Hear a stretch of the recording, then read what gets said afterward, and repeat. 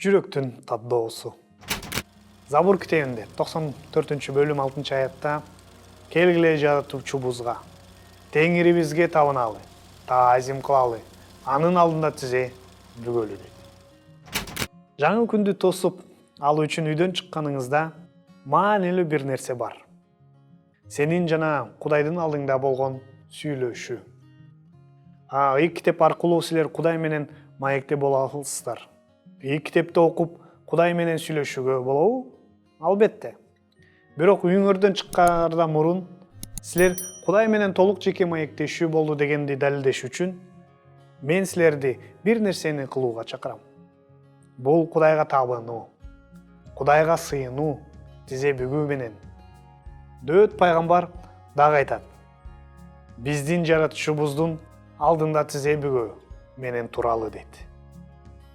Тизе бүгүп, адамдар кылымдан кылымга чейин Кудайдын алдында келишчү. Ыйык китепте Марк китебинде 1-бөлүм 40-аятта жазылат. Айыккысы келген пес орулууда Исанын алдында тизе бүгүктү. Эмнеге чөгүлүшүбүз керек? Анткени бул ааламдын Кудайына сыйынуунун физикалык жана психикалык жактан бекемделиши. Кудай биздин досубуз деп айтылат ыйык китепте. Бирок эсиңизтерге бир нерсени салып кетейин. Эгерде сен экөөбүз Исаны азыркыдай көрө алсак, биздин жооп анын жердеги эң жакын досунун жообунан айрыла албайт. Ал мындай дейт: мен аны көргөндө, анын бүт алдында өлүк сыяктуу жыгылдым дейт. Бул болсо Аян китебинде 1-бөлүм 17-аятта жазылат. Бул сөздөрдү Жакан айткан. Жакан жада калса анын алдына тура албай, тизесине жыгылды. Бул ошол эле күн сайын бөлмөңдө, үйүңдө, кеңсеңде жолуккан Иса.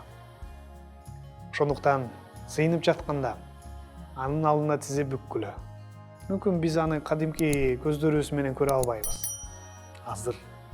Бирок ушул абалда гана акылың менен, рухуң менен Теңирге сыйынууга өзүң эркин жана ачык сезет. Марк китебинде 12-бөлүм 30-аятта мындай сөздөр айтылат.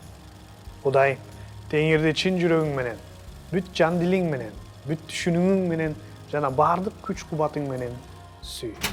Кудайдын алдында тизе бүгүп сүйлөшкөн кандай сон.